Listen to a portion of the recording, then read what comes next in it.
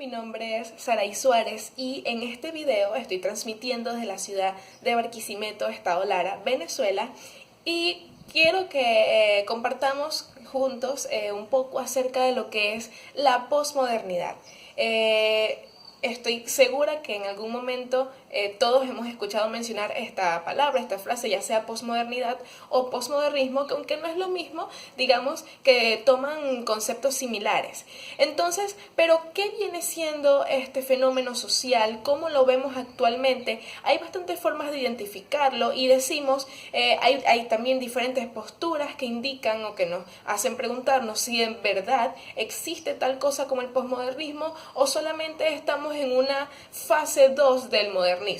Pues las concepciones que se tienen, concepciones filosóficas o intentando conceptualizar un poco esto, podríamos decir que la posmodernidad viene siendo un movimiento o una influencia que se da en el ámbito artístico, en el ámbito filosófico, político y económico, que viene, digamos, transformando los diferentes estándares sociales, políticos y económicos que se habían desarrollado luego del modernismo.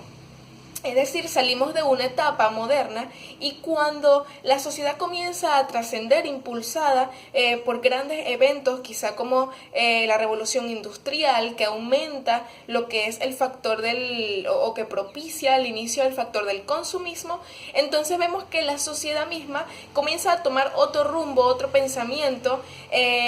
Los postulados que se habían estado planteando anteriormente pasan a un segundo plano y entran a una nueva etapa. Y entre estos postulados me gustaría conversar un poco acerca de uno que me llamó específicamente la atención. Y es precisamente el postulado de que en el pensamiento posmodernista la visión se centra en el ahora, en el hoy. Lo importante no es lo que va a ocurrir mañana, lo importante no es nuestra percepción del futuro, sino simplemente el ahora. Y por eso vemos tanta publicidad e incluso campañas de marketing acerca de vive el momento, acerca de solo hazlo. Y bien, ¿cuáles son los beneficios o ventajas en verdad de adoptar al 100% esta postura posmodernista? Pues podemos hacer como una especie de pros y contras. En primer lugar, podríamos decir que muchas de las razones por las cuales la sociedad hoy en día prefiere simplemente vivir el momento es por la decepción que han sentido con respecto a las diferentes alternativas, las diferentes utopías que fueron trazadas por diferentes corrientes ideológicas. Y con esto no me refiero solamente a ideologías políticas, sino también a concepciones económicas, ya que cuando hablamos de elementos quizá como el socialismo, como el comunismo, como el capitalismo, pensamos inmediatamente en política. Sin embargo, estos simplemente son modelos económicos que gobiernos han adaptado a sus políticas y por lo tanto los asociamos con esta rama. Sin embargo, también se involucran en esta área lo que son las concepciones religiosas. Entonces, vemos que pese a todo lo que se planteaba en la era moderna, la sociedad se fue deslastrando un poco de eso al ver que las metas o los sueños utópicos que estos se trazaban no fueron cumplidos. Y encontramos actualmente una generación que piensa principalmente en el ahora. Vivir el momento, lo importante es el hoy, el futuro para después, ¿para qué planificarme si yo no sé qué voy a pasar en el futuro? Y es una concepción bastante interesante. De hecho, en medio de mis investigaciones estuve leyendo los comentarios en uno de los artículos y una persona colocaba en su comentario y decía, ¿para qué pensar en el futuro si el futuro se pinta gris? Y es bastante interesante porque esto me lleva a pensar en otra de las áreas fundamentales de la posmodernidad, que es el auge y el avance de los medios de comunicación o de las TICs, que son las tecnologías de información y comunicación. Entonces, el avance de todos los medios de comunicación, y no me refiero solamente a redes sociales o solamente a internet, sino también incluso películas, series. Todo esto nos está pintando una perspectiva del futuro. Ahora bien, tenemos que pensar si la forma en cómo vemos el futuro está siendo influenciada o no por lo que percibimos de los medios de comunicación.